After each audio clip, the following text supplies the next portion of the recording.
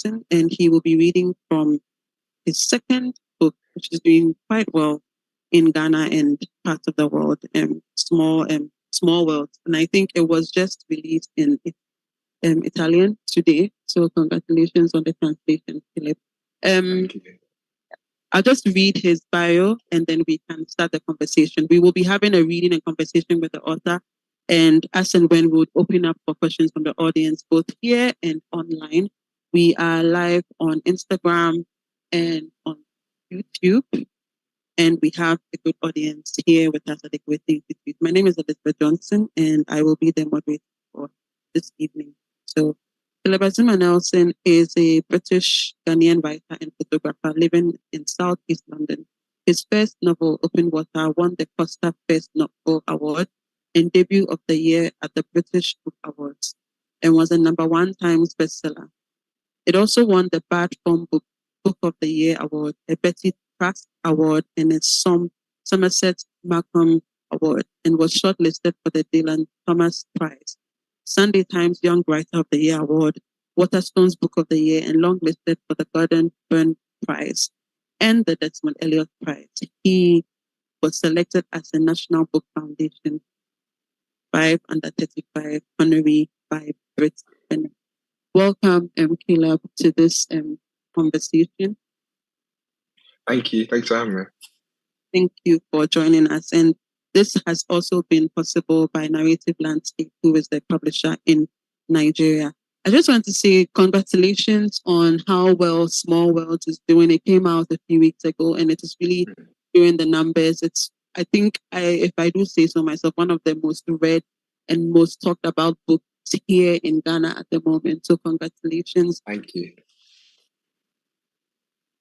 And let me just ask, how does it feel to have your second book doing so well, but most importantly, have your first book get you so many shortlists and awards? And like in the space of 2 years, there's so many awards that you've won, so many awards that you've been shortlisted for, and then the second book seems to be heading in the same direction.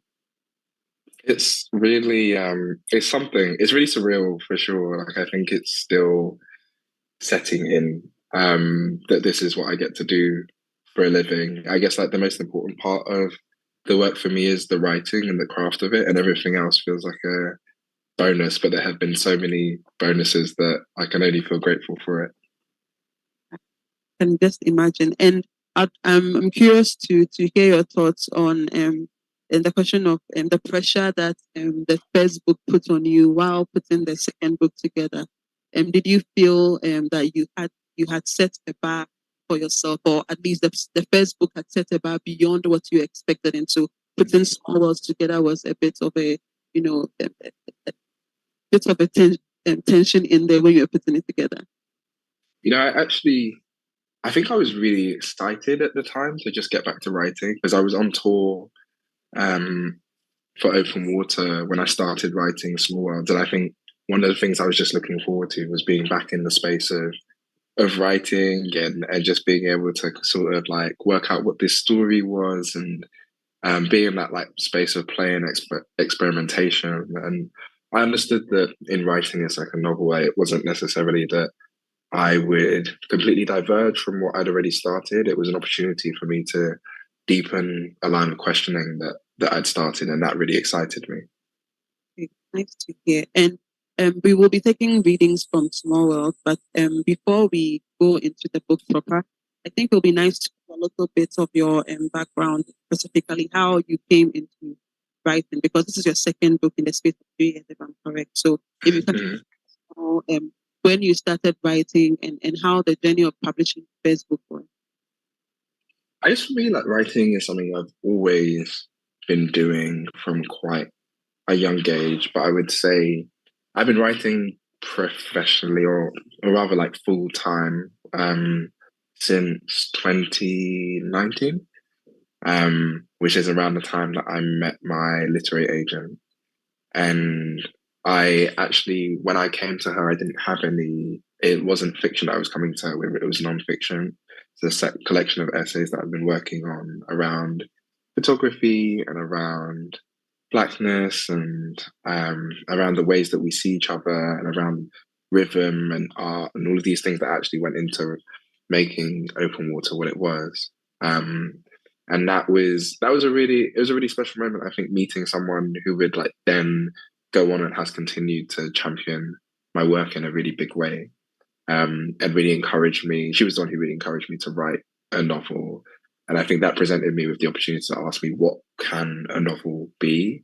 I think that's what I'm always asking at the top of each project. Like, what's the form of this thing traditionally, and how can I bend and push and pull at the walls of it in order to create something that can house the feelings I'm trying to express? When you said you when you were going to mention the genre you started writing in, I was actually expecting to hear poetry because having read both books, there's a Mm-hmm. lot. It's read so poetically, and you Mm-hmm. include some poetry elements in there, especially repetition and sound. Mm-hmm. I Mm-hmm. really did that poetry was what you were going to mention. It came as a surprise to hear nonfiction. So, Yeah. do you write poetry? I don't write poetry. I don't write poetry. I have a lot of friends who are poets, and I have a lot of like respect and almost like a reverence for the form. And I think so many of my influences are poets, but personally, I don't write poetry yet. That's a very interesting thing to hear because your work really reads like poetry. Maybe you experiment sometime in the future. But, you did mention that you write nonfiction. Is there do you have nonfiction published in spaces that we could read, or you haven't published yet? I think one of my favorite bits of nonfiction that I've written that I actually think acted as a almost like a prologue to a small world is an essay called Solace that's in the White Review that you can read online and really explores like grief and faith and community. It was the basis, I think, for a lot of the thinking and feeling that I did with Small Worlds. Many of the themes that you just mentioned are themes that are very reflective in both books, especially small when it comes to community and grief.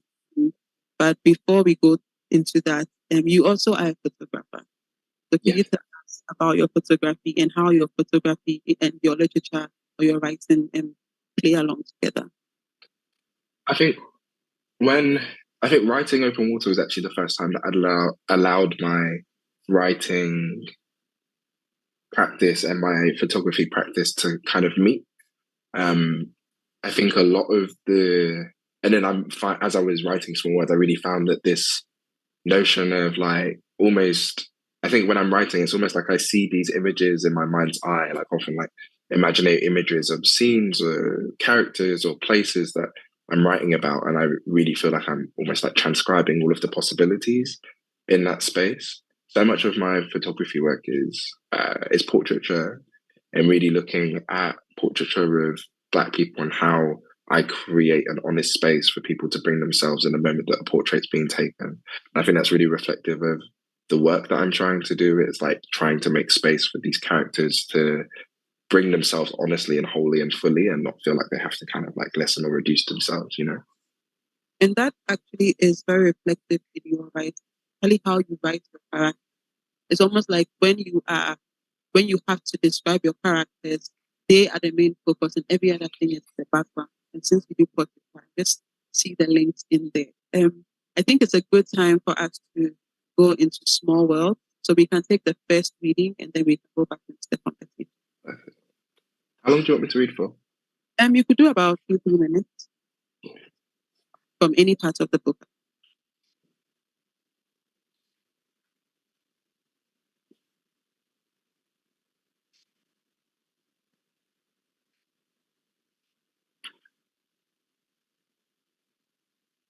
There's rhythm happening everywhere. The day breaks around 4 a.m., swaying into focus. We go from a Dalston basement to the living room of a friend, to a party. The gathering stuck in those moments when you're willing the night to go on, when you're exhausted, but your heart is still in it.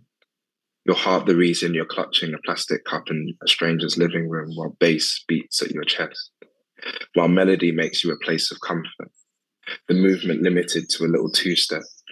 A small, beautiful motion from the hips, a small, beautiful smile on your lip, the party tipping towards its close, the tiredness finally settling in your bones, the gentle nod of the sleeping head on the last train, or maybe the first, from east to southeast, everyone teasing as we gently separate, the sun less gracing my skin, more of a quiet embrace. Back in Peckham, it's here too, this rhythm happening everywhere, as I take my time to wander home. In the dash of four boys dressed in black, trying to beat the bus round the curve, soft socks and sliders slapping the ground. The song of a passing car, distant bass finding a home in my ears, the low, slow rumble calling attention the way thunder might ask you to check the sky for rain. The haggling taking place at butchers and grocers, the disbelief it's now free plantain for £1, not 4. In the sadness as I passed the spot where Auntie R's shop used to be, where she would make sure everyone was looked after. In the joyful surprise after I run into Uncle T, his mouth full of gold like its own sunshine. The couple I pass in the park, holding each other close, her head turned away from his, a smile on his face even as he pleads with her, "Babe, I didn't mean it." In the distance, she holds him to see if he'll come closer, because sometimes it's not enough just to say it. You have to show it too. In the conviction I share with many that this stretch, from Rye Lane to Commercial Way, is where our small world begins and ends. There's rhythm happening everywhere, all of us like instruments, making our own music. Thank you for that. And that was the first reading. Yes, please. That was the first reading from Small World by Caleb Azuma Nelson. And if you're just joining us on social media, we are at the Goethe Institute having a reading and a conversation with British Ghanaian author Caleb Azuma Nelson. He's reading from Small World, the second. I'm glad you picked that excerpt because I actually have a screenshot of one of my favorite excerpts of the book. It's very visual in the description. It also kind of puts the story in a whole. You know, it's in small persons in a small space, but how these small movements are really big steps in someone's life. And by someone, you're looking at the main character. I think that for me, one of the most beautiful things that stood out from the story as a whole is how, even though we have Stephen who is telling them, I mean, we are hearing from his point of view, each character is able to be drawn into the story. So I guess I would like to know how you are able to, you know, center one character and have the others as supporting characters, but still able to draw everyone's story fully in so that it's just rounds up. So I think one of the things I was really keen on doing with Small World was expanding past this kind of like, because I think at the center of the novel is Stephen and the relationships that he has with the various people around him.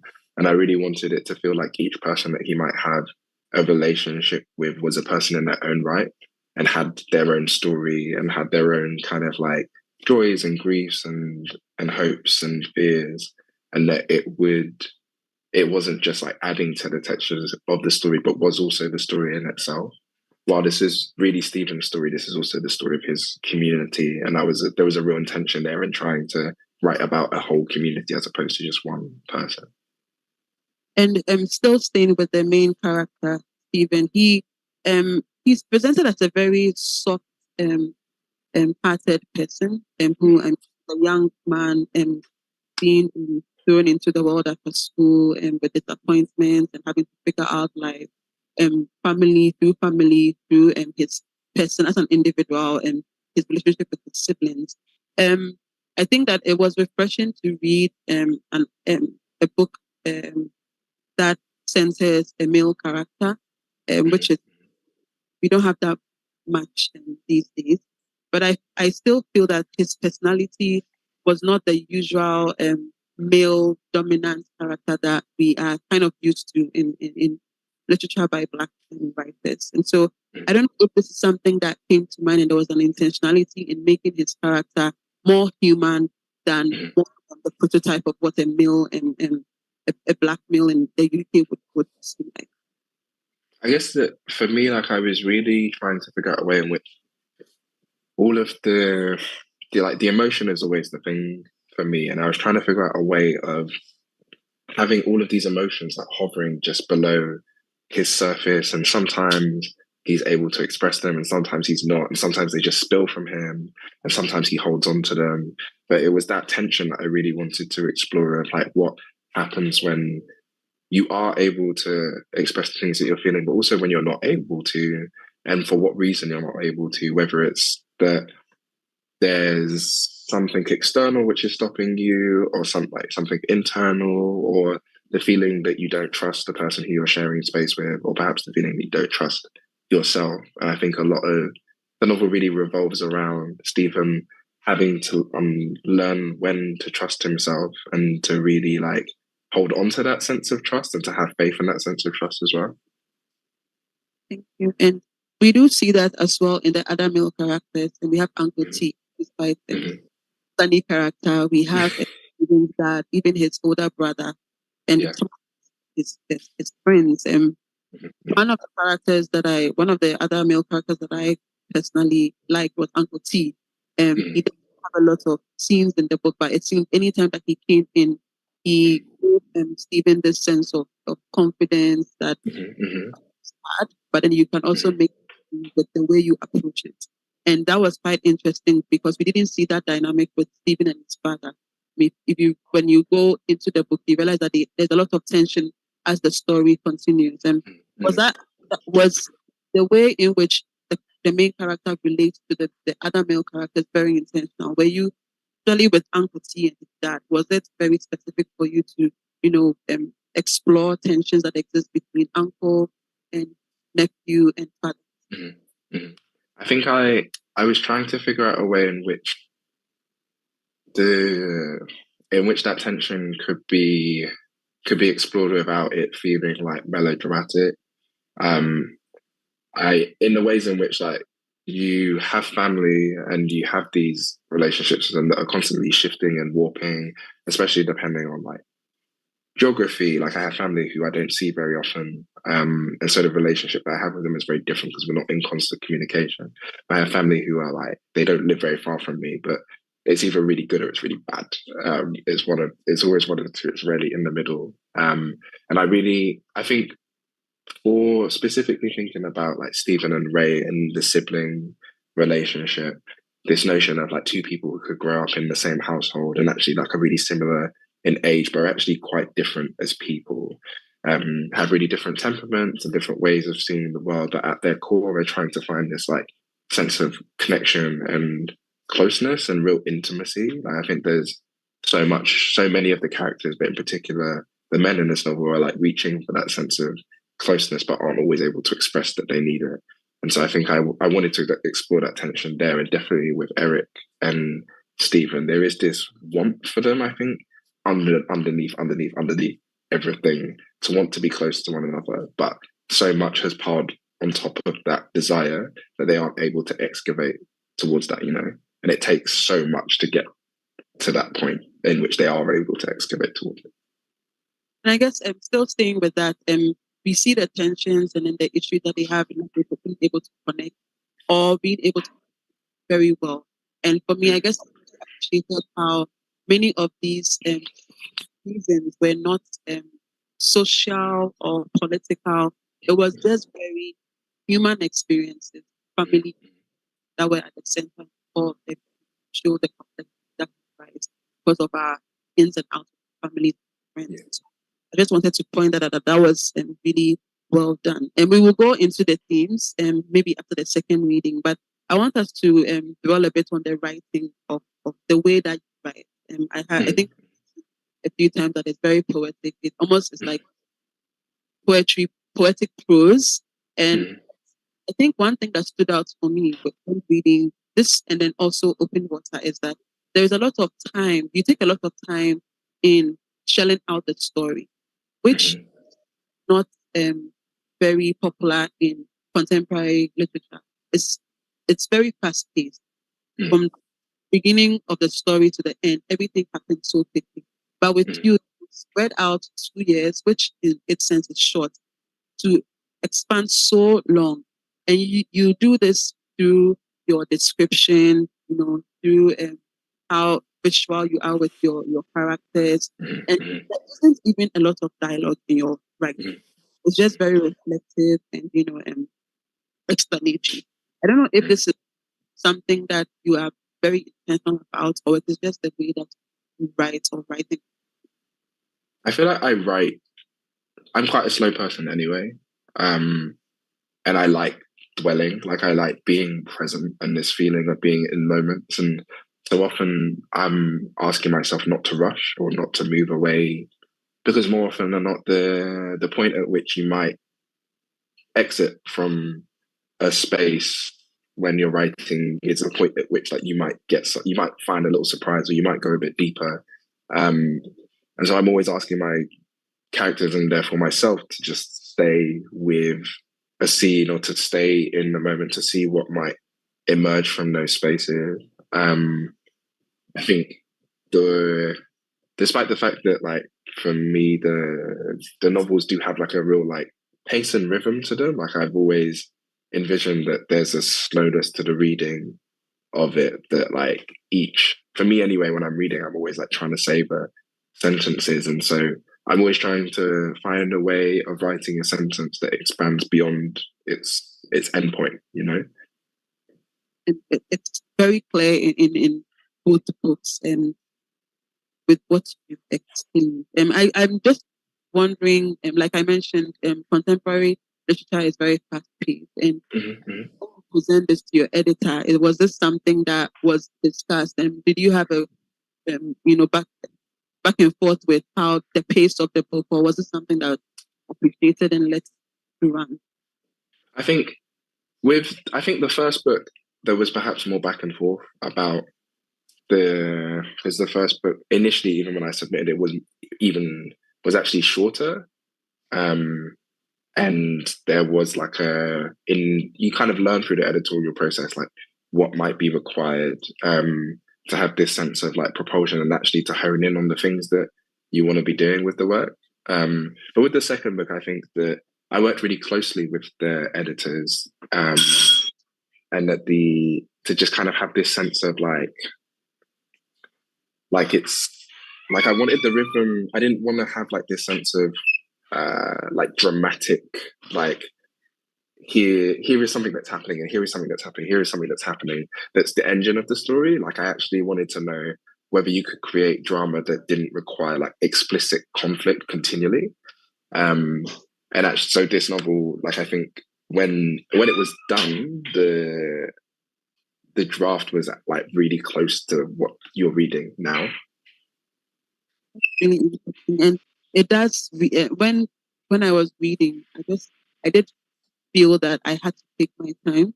I guess I read a lot, and so I'm used to reading things quite quickly. But then with this, I had to like take my time and savor everything. And it did feel more close to reality because there's a lot of drama in our lives, but it doesn't happen. It happens in steps. Little drops Yes. of Yeah. Yeah. bucket is full and you can't carry it or something like that. So, yeah. Yeah. I think we can take a second reading now. Elizabeth, do you have another favorite part that you want me to read? I think the beginning, I go back to the first page a lot. And so I think it'll be like the first page. I'll read the first page.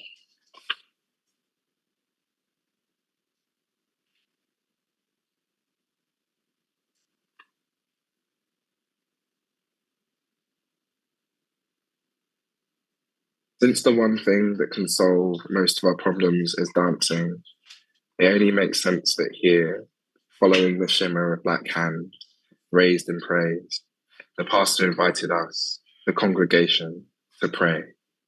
And we allowed that prayer to make space, allowed ourselves to explore the depths and heights of our being, allowed ourselves to say things which were honest and true, godlike even, allowed ourselves to speak to someone who is both us and the people we want to be, allowed ourselves to speak quietly, which is a call to give up the need to be sure and ask, when was the last time we surrendered? When was the last time we were disopened? And before we could try to answer, the drums start off sudden and sure. A thick bass line follows, getting to the heart of things. The pianist plays secret chords from the soul, and before the intro is done, the choir magic themselves to the stage, and there's a microphone in hand and a grin as the leader steps down, singing her prayer. I'm trading my sorrow, I'm trading my shame. She sings She sings these words, knowing that if we're in this room, then we've probably known sorrow, probably known shame. We know death in its multitude, but we're all very serious about being alive. And since the one thing that can solve most of our problems is dancing, we turn our mourning into movement. We breach the borders of our rows, spilling into the aisles, making our way to the area in front of the stage, making our way into that space. I see my father up ahead, amongst the congregation, his body free and flailing and loose. He's waving a handkerchief in his hand, like a beacon, as if to say, I am here. He's going, and then we watch as Pop slows down a little, like he's misplaced a part of himself. A quick search for my mother. He finds her with ease and signals. She waves him off, but he won't have it, making his way back to where we are standing, coaxing her out of the row, their soft hands in a tender embrace, pulling her close, lips to her ear. You're safe here, not just in this building or this church, but in his arms. I gaze at my parents and see that a world can be two people, occupying a space where they don't have to explain, where they can feel beautiful, where they might feel free. I nudge Raymond. It's a joyous, brotherly laugh we share. I know that, like me, his faith is a daily wrangle, that he's had to build a church elsewhere in order to know himself. We share the same small motion, a little two-step on the spot, because despite everything, the music is undeniable. I've only ever known myself in song, between notes, in that place where language won't suffice, but the drums might speak for us, might speak for what's on our heart. In this moment, as the music gathers pace, looping round once more, passing frenzy, approaching ecstasy, that prayer taking flight, I'm trading my sorrows, I'm trading my shame. I'm pulled to nudge Raymond again, to try to say to him, I wish we could always be this open. Wish we might always feel some of this freedom. I don't know I have the words, but since the one thing that can solve most of our problems is dancing, it only makes sense that here, when our parents signal for us, we join them. You believe what I think yeah, I read this part and maybe too many times, and I think I'll be reading it a lot. One of my favorite parts of the book, and it really does set the tone for the whole story. And you meet the family, you meet the main character, you meet his interaction with his sibling, their side of communication. It does a beautiful way of putting the reader into the world of these characters, especially our main character. One of the things that also stands out from reading this first page or two is that music is very important and integral to the story. And even in the writing of it, you do mention that it fills up the spaces that, when words are lost or when words cannot express people's feelings, music fills it in. And then there's dancing. And we see that a lot in many parts of the story, especially when our characters are facing a lot of conflict. So I guess, like many readers, I'm wondering how much of an importance is music to you, because in the way that it is put in the book, it's really easy to tell that the writer does enjoy his music, and it's also in your first book, Open Water. So how much of an importance is music and dancing to you, and why was it important to put that in your book? I think music for me is like really fundamental to my existence as just the person I am. So much of the freedom that I find in my everyday moments is found through music. But also not just music, but like the rhythm and the space that rhythm makes, especially when it's your own. I think that as I was writing, and actually since writing, the so much of the sort of importance of the movement within the novel, like how these characters make space for one another, with music and actually with dancing, has really like risen for me in quite a big way. I think that so often, like a I don't know, like when you're dancing, it's yours. It's very much there's you can be dancing as well or as badly as anyone might think, but actually in that moment, it's that that kind of like thing that you're doing with yourself, the movement, often unconscious, is yours. And um, I think it's one of throughout the novel, it's some of the moments where the characters are most free and actually are most themselves. There's like sort of like a lack of inhibition in that space. Um, I think when I set out to write Small Worlds, I knew that I wanted to write something that could feel like music, that could feel like I think I've said it before, like this kind of like continuous song with all of the choruses and refrains and the breaks, the pauses, and but really the rhythm. And I think that so much of it was due to the fact that like when like I listen to music, the feeling, the emotions that I'm feeling are always so immediate. And I really wanted to give the reader that sense of immediacy that I feel when I sort of come into contact with music. A lot of creativity in your work. The main character, Stephen, in Small World, um, wanted to be a musician. And his Mm-hmm. partner at the time was a musician. Mm-hmm. He ended up being a chef, more or less. Um, Even in Open Water, we have a photographer uh, who are also experiencing life and making something of the life that they have. So this just shows that there's a lot of you in your story. So my question is, how do you draw the line in, you have your characters who are totally Mm-hmm. different from you, the writer, but then there are elements of yourself and maybe your experience. Mm-hmm. How do you draw the line in separating yourself from your characters? Especially because your main characters are male. I think for me, it's always like starting with the emotions that I'm experiencing, a character or characters might experience, and really honing on that because I think like the work is always is about like shortening that gap between emotion and expression. Um, and I think because when I write, I rarely plan what I'm writing. It's like usually the top line on each blank page is what emotion we're trying to convey or what emotion we're trying to express on any given day. And then I allow the narrative to construct around that. And so for me, it's like really, it's actually just like creating a space where the emotion is allowed to be given rise to, as opposed to like specific events that might have occurred. There's no doubt that I'm still staying with the creativity and parts of you. And there's no doubt Mm-hmm. that there was a lot of intention in the type of music and things and elements of creativity that were mentioned in the book, all of which are either Ghanaian, African, or Black. It's very profound in both books, and I think especially in Open Water.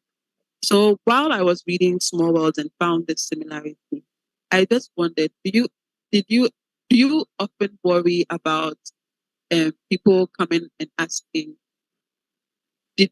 or saying that there was too much intentionality in all these things? I think that as a human being in real world, you do listen Mm-hmm. to creativity outside of race. So I'm just wondering, is this something that crossed your mind, or is this something that you've had to answer in maybe some of your readings, that Mm-hmm. it was too much of an intentionality in putting everything being black women? Nah, no, I'm not. I'm not worried. I'm here for everyone black. I feel like the real intention with my work is like there's something to satisfy for me first and foremost. Like when I'm writing, there's like a compulsion, there's an itch, there's something that I'm trying to work through, or a line of questioning that I'm trying to work through.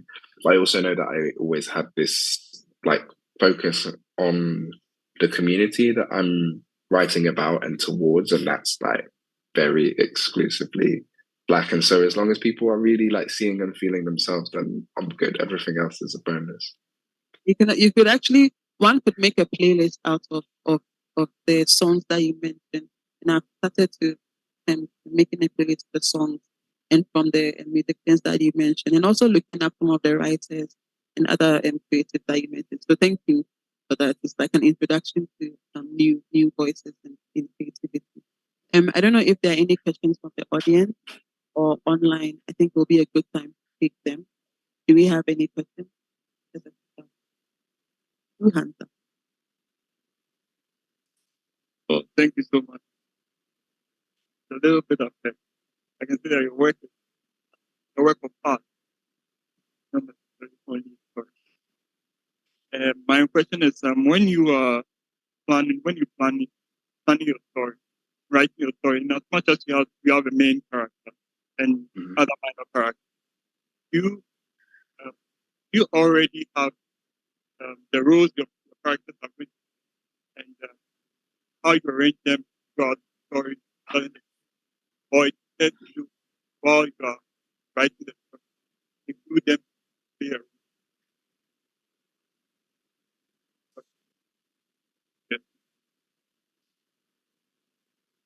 Elizabeth, I lost the second half of that question. Do you mind So repeating it? Too? basically, the question is excuse me, we'll take the question, he will answer, then we'll take the next one. So I essentially what the question was is when writing, do you have your characters and their roles set in stone before you start, or their roles and everything they do comes to play as you are writing? This is specifically to the minor characters, not the main characters. I think they often it's rarely that they're set in stone, because I think there's so much of like the way that we lead our lives is really like slippery in terms of like roles that we have depending on circumstance and what we're encountering. I think like I think like one good example is Raymond and Stephen. Despite the fact that Raymond is slightly older than Stephen, there are several occasions in which like Stephen almost becomes the caretaker, and so those roles shift and slip. And I'm always really intrigued in that, and especially when it comes to like twos or group dynamics, like where there are spaces in which the roles can shift and change depending on who needs what and who is able to express what they need. And so for me, I'm always trying to leave room for that surprise to emerge in terms of characters like taking on different roles in different spaces. We have another question, we can take it. Hello, my name's Sam. I read Open Water last week in anticipation of tonight's event. Really enjoyed it. I'm just curious about your writing practice. Do you get up, glue yourself to the chair at 9 o'clock in the morning? Do tell. When I'm working on a novel, I'm up really early, so I'm up like somewhere between 5 and 6. And then I'll exercise and eat some breakfast, and then I'll get to my studio and try and write between 7 and 12. And at that point, after 12, my brain is cooked. Like there's not really much else that I'm gonna get out of it. And so I usually give myself the afternoons and evenings off. When it gets like further and further into the novel, I always find that like that really just goes out of the window, and I'm actually just writing furiously until I get towards the end because I'm in such a rhythm. But generally, like I try and keep the mornings as mine and like with as little contact as with the outside world as possible, just because it's like when I feel it's like most fresh, but it's also when the world is quietest for me. Really interesting. Yeah. I guess everyone has their writing style. Many people like to wonder what the writers and style is, and yours seems quite for the writing that you are doing, it seems quite simple and free. So thank you for that. Yeah, this is a follow-up. I want to ask that the trajectories that your characters go through, like how do they challenge you as a writer?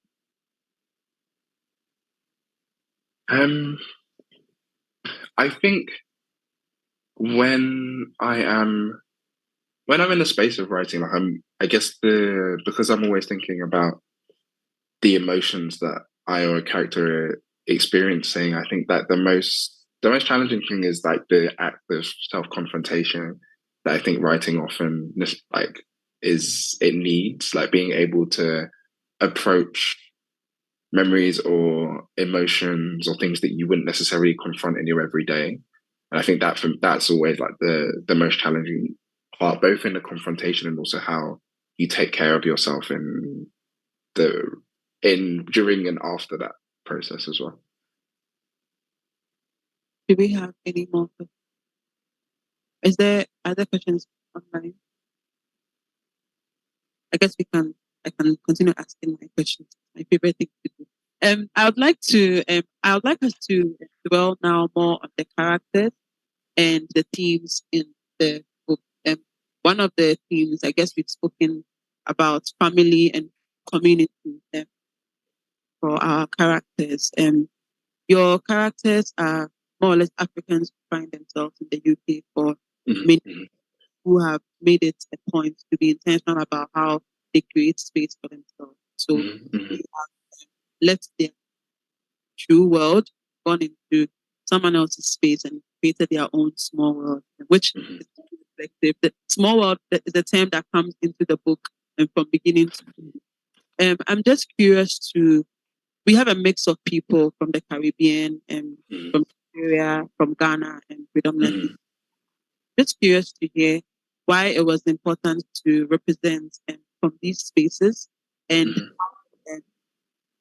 how you were able to share, experiences of these characters. It's almost like it's similar, even though they are coming from different places. They are people who are facing similar issues, soften each other's embedding. Yeah, I think when I was thinking about trying to be a bit more specific with the community that I was representing in the novel, and specifically thinking about Peckham, where I spent a lot of my childhood, I understood like the nature of that community wasn't necessarily just Jamaican. Like it was like this feeling of being part of like a more diasporic community in which like all of those identities spilled, and it wasn't just that like Ghanaians hang out with each other. That's it. Like being in spaces in which the influence of other nationalities and cultures can like really like everything is like melding, and it's not necessarily to detriment. Actually, I think it's a really beautiful thing in the way in which like that community was formed. But I think at the heart of it is that links all of them together, at least in the novel, is this group of people who have come from one place to the UK to try and make a home for themselves. And there's this intention of building communities with the kind of like notions of home, of like real care and grace and love. And so for me, that was really important, that was being represented too. Still staying with representation and identity, again, looking at the broader conversation on contemporary literature by Black writers, when there's always characters who are from Africa who find themselves either in the US or the UK or other parts of the world, their dilemma with identity is a huge part of the story. I didn't see that in Small Worlds. It was almost as if all of your characters knew who they were as people, who they represented, what cultures they represented, where they found how to navigate around the specific as and when they find themselves in Africa or in the UK for this book. Was it something that came naturally through your characters, or was something that you thought of to make them again intentional in writing or exploring identity and cultures in Small Worlds? I guess a lot of these characters it's not even that they necessarily like have a firm grasp on their identity, but they're like there's an understanding that they're always going to be reaching towards themselves. I think that was a big thing for me, and not having anyone who felt like not necessarily. I say that, but like trying to have these characters who, some of the older ones especially, feel a bit more like firm and static, but having some of the younger ones like feeling like they understood that their identity is a bit more slippery, but they're like and more dynamic and ever changing and ever shifting, but always having this desire to want to know themselves. I think that was the big thing that was pulsing through these characters, and often how it felt like how it felt like they did understand themselves because that desire was constantly being enacted upon.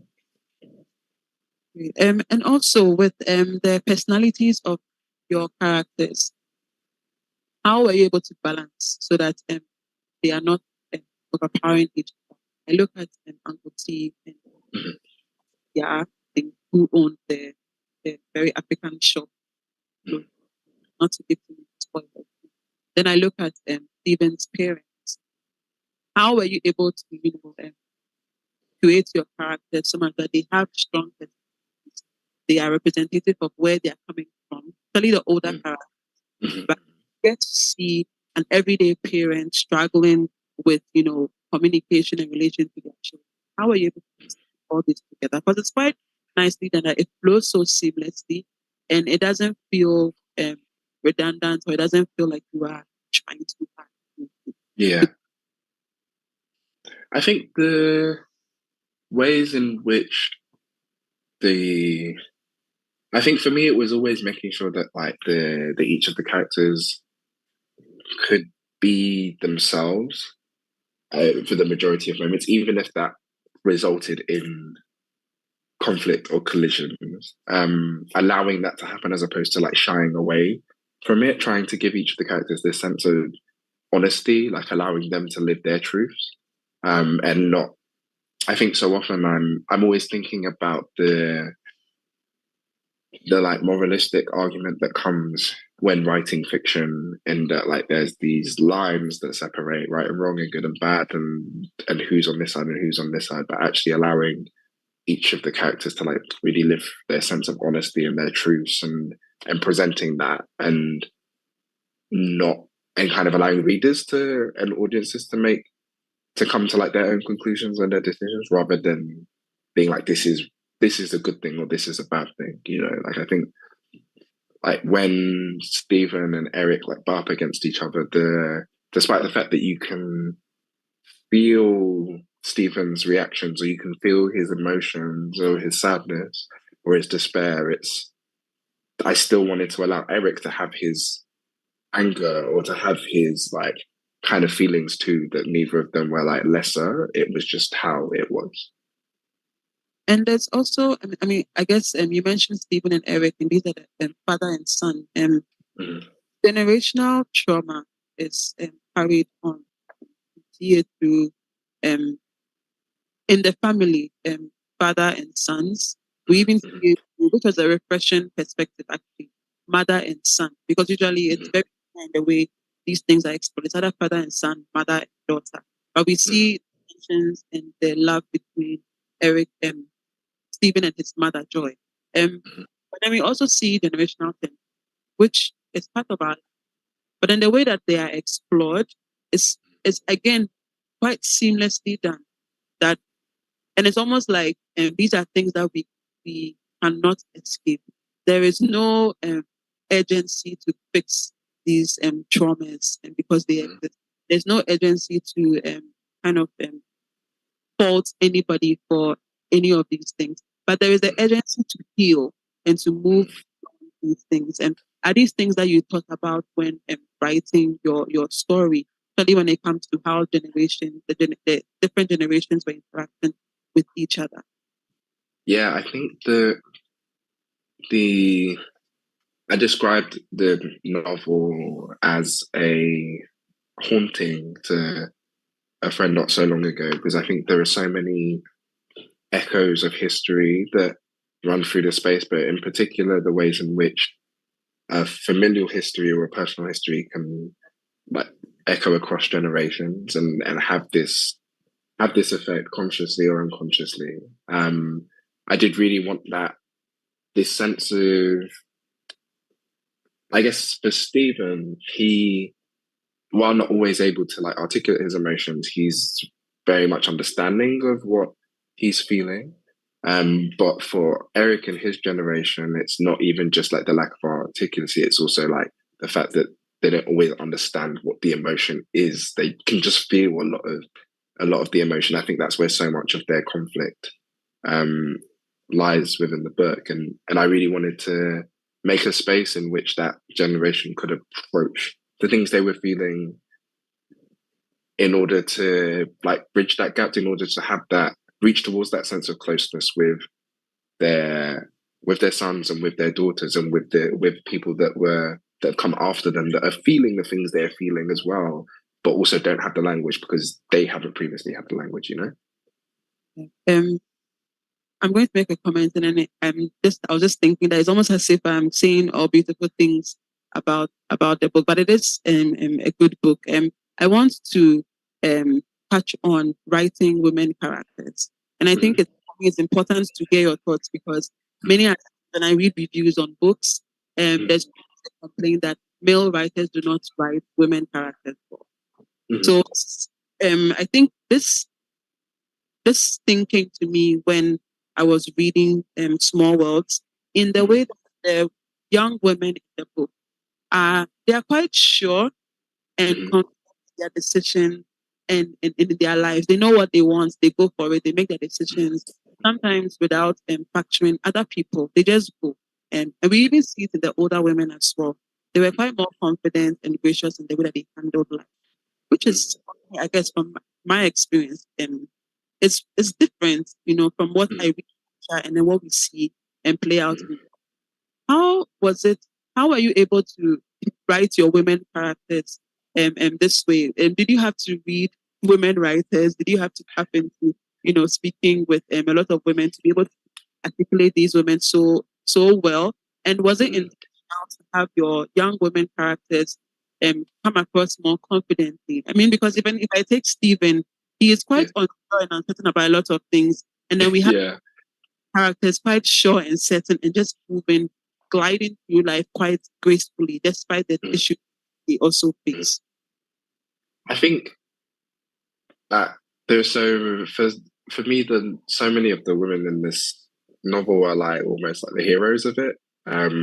It was like a way of, I think there was a real intention in trying to make sure that on both sides there was a sense of like this wholeness of not reducing the women characters to engines for the story, or saying like this is just like a way of like propelling the story along, but actually that these characters could be whole in themselves and so often actually able to like reach towards their articulacies and that their desire. I think that was a really big thing for me, like being able to render their desire like in a more whole way, but also allowing them like to go towards it, perhaps, but like in a way that was better than a lot of the men in this novel.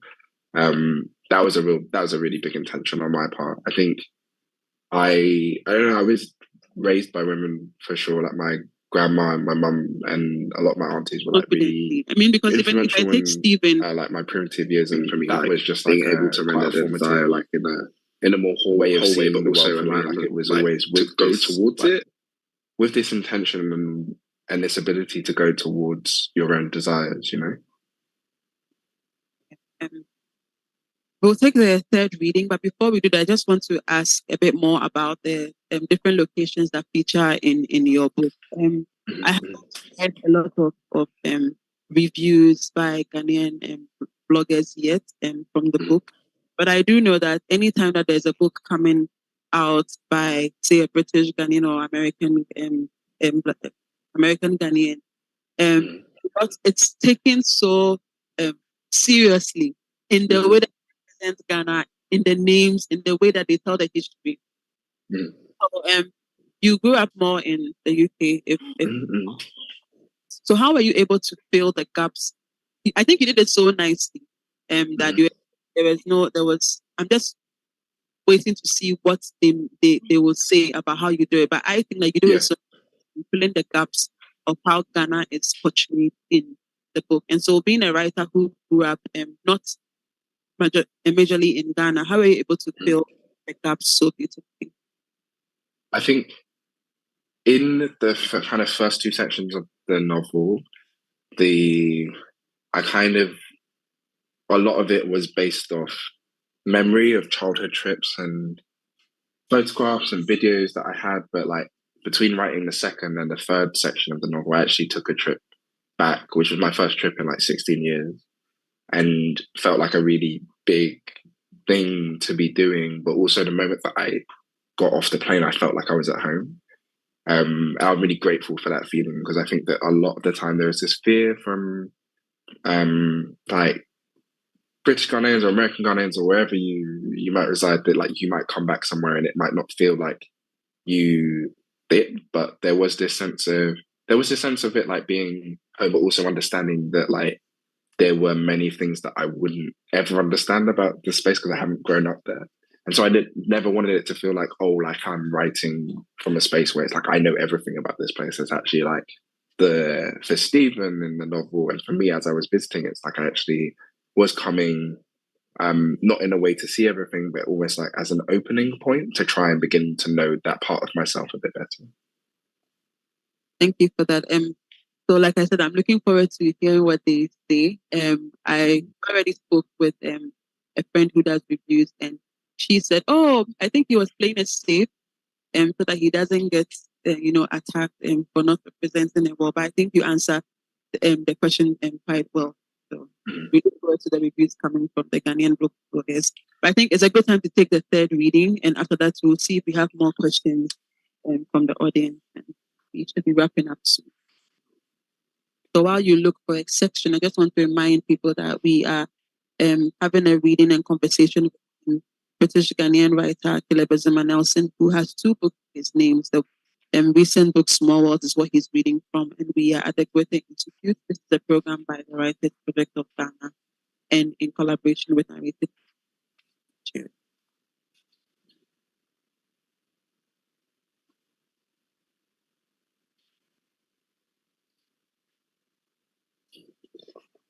The journey home from Accra to London, and by home I mean Southeast London. I mean Peckham, where my world begins and ends, where there's still haggling taking place, where butchers and grocers take pleasure in the back and forth, where an auntie might call to you, "My dear, please," plastic bags of shopping cutting into her hands. Only a short walk to her flat, she says, and you'll help her, despite knowing you'll complain to your friends later that auntie duped you. Her flat was miles away.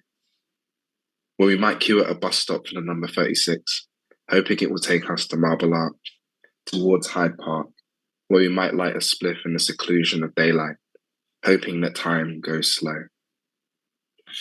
Where, because it's summer, two young people might notice each other at that bus stop. You know, that way in which you see someone you don't know, and there's a sudden desire to want to know, to go towards them, to ask them who they are, to see them smile, to see what their gaze looks like in the sunshine. And because it's summer, maybe you make the few steps to close the gap between you, introduce yourself, see what blooms in the space, what closeness might emerge. Or maybe you don't. Maybe he or she or they will be another person you describe to your friends, another person you'll wonder if you'll ever see again. But I don't notice Marlon approaching me.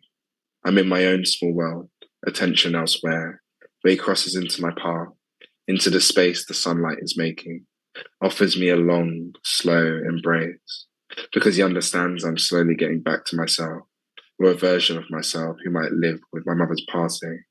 Because while grief is never over, we find a way to walk in the light someone has left behind. Where, after Marlon leaves, insisting we link up soon, Uncle T zooms by in his black BMW. I'm in my own small world, attention elsewhere, of the horn. Where he crosses into my path, where, from into the space the sunlight is making, someone belting, offers me a long, slow embrace. Because he understands I'm slowly getting back to myself. All of us, like, or a version of myself who might live with my mother's passing. Where I go down, because while grief is never over, High Street, we find a way to walk Kelly like someone has left instead of a left, make a right. Where on the bend of East Surrey Grove, where I raise the size of my fist to meet Dell's door like a kick to a drum. where she opens the door and, expecting me a day later, begins to laugh in disbelief, the sound and instrument of joy, the music of happiness. You're early, she said. I can go back if you like. Ah, come in. I'll grab my bag and we can head out. Where are we going? She points in the general direction of outside, as if the answer is obvious. Anywhere the sun is shining. It's so gorgeous.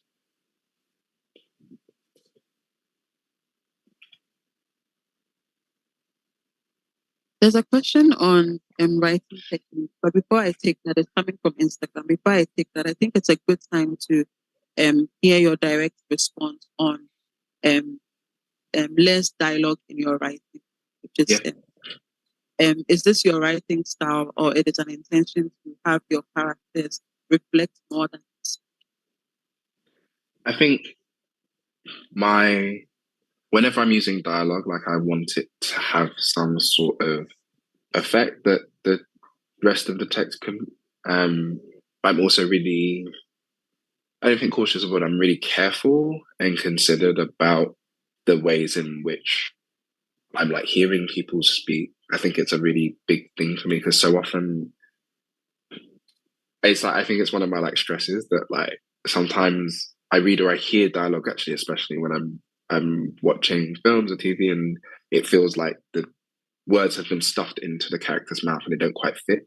And I always want this feeling of this kind of like natural feeling, or that someone could say something and that's what they would say, or maybe not what they would always say, but it still feels like it's coming from them, you know?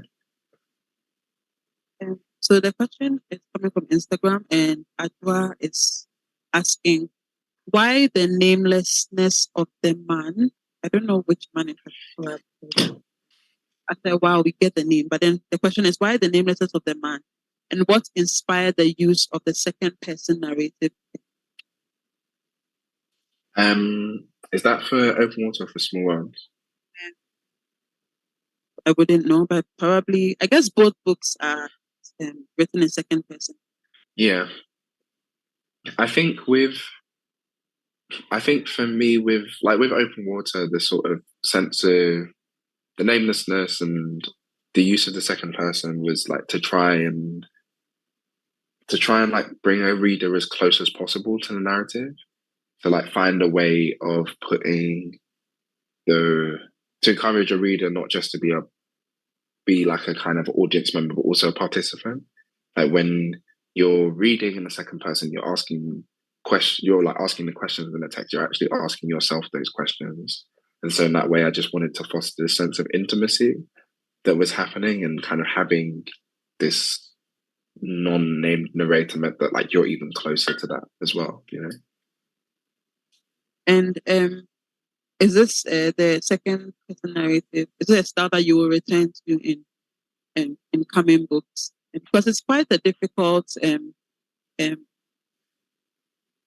persona to write in. It's very you don't have a lot of that. And so is it something you're going to return to, or it's just? I'm not sure yet. We'll see. I think so. Probably. It feels like quite a natural form for me, for sure. We should be rounding up. I don't know if there are questions from the audience here, or if there are more questions from online. Okay, in the absence, I can ask my. So I have a question about the themes that you explore in comics. I think I've mentioned family, community. There is the relationship that go both ways and across generations, siblings, partners, friends, and there's also family trauma, childhood memories, and these are things that can all be broken down to the core from your book. But I'd like to know which themes are closer to your heart from Small World. I think I knew when I was writing Small World that like I wanted to hone in on the family and community. But I think at the core of both novels is this notion of love and the ways in which we love. and how we express that love and what happens when we fail to do so. I think that was like the big kind of like thing that I wanted to hone in on. And I think in addition with Small Worlds was this sense of like asking where Black people were able to find their freedom and like what spaces like that we kind of like carve out for ourselves in order to house our freedom. And I think that was another big one, and then everything else kind of like radiates from there, you know. Do you go about naming or titling your books? Because they are quite interesting titles. We have open and then we have small. How do you go about naming? What is they always come about as I'm writing, and so the sort of, I think for Open Water, I didn't have a title until like halfway through writing. Small Worlds was really immediate. I think after I'd written during writing the first chapter, I knew that's what I wanted it to be. But I'm really happy to wait until it feels right. We have a question, and this is from Effie. Hi, Effie. You're doing well. Been a while. So she is saying, I'd like to know what you were listening to when you were writing both books, and also thank you. Thank you. I think for both of them that we did Spotify playlists for the books, which you can find online, and so much of like what I'm listening to as I'm writing is usually what's contained within the work. So if there's a song mentioned in the scene, then I'm probably listening to it. In addition, I think especially for Small Worlds, I was listening to a lot of jazz and sort of like Miles. There was actually a lot of John Coltrane because he was maybe one of the main references for Stephen's character. And so I really delved into his work. I hope that answers the question. So you are saying that we can find the playlist on Spotify. Yeah. So I will take note of that.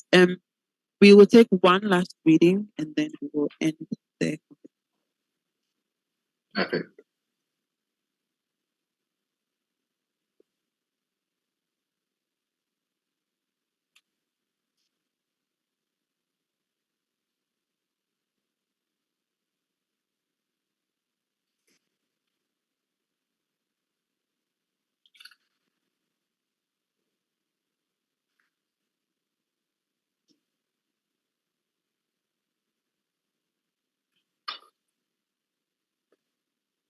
Because it's summer, it's easier to shed a funk, to keep myself in the present.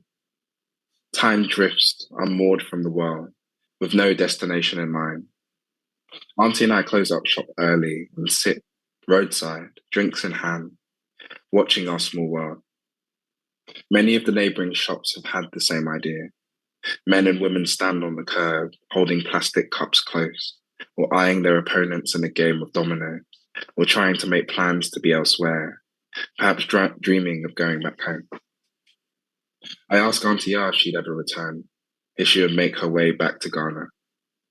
She takes a sip from her supermalt, and with a little smile, shakes her head.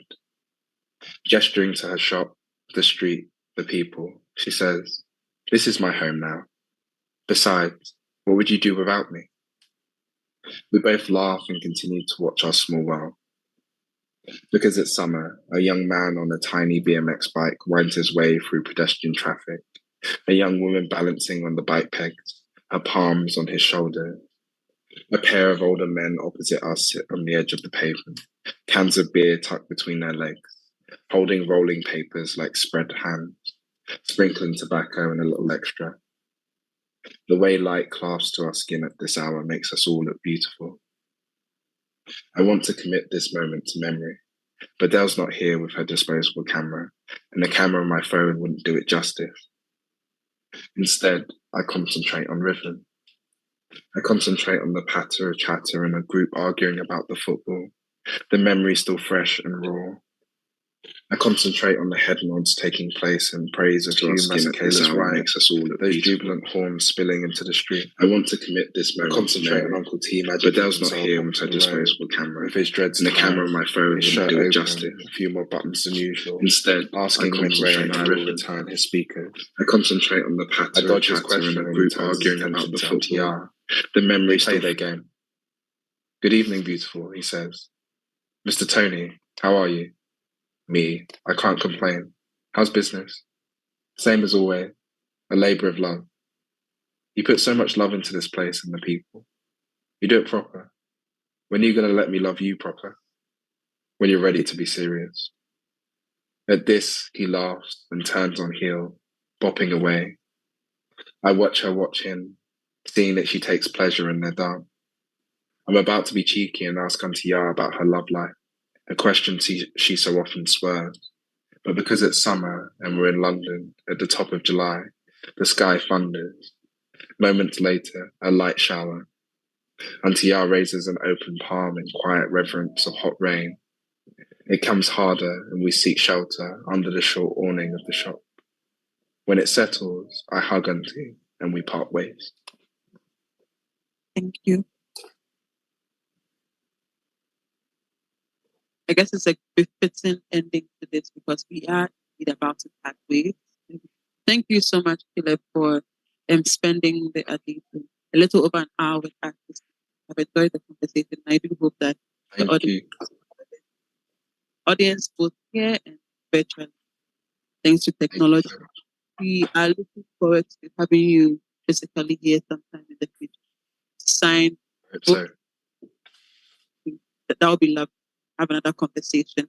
But until then, and this has been the Author of the Month series by the Writers Project of Ghana in collaboration with Narrative Landscapes who published the book in Nigeria.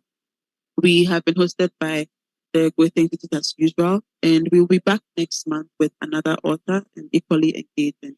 And so thank you for tuning in, and thank you, Kelly, for your time. Thank you. Bye.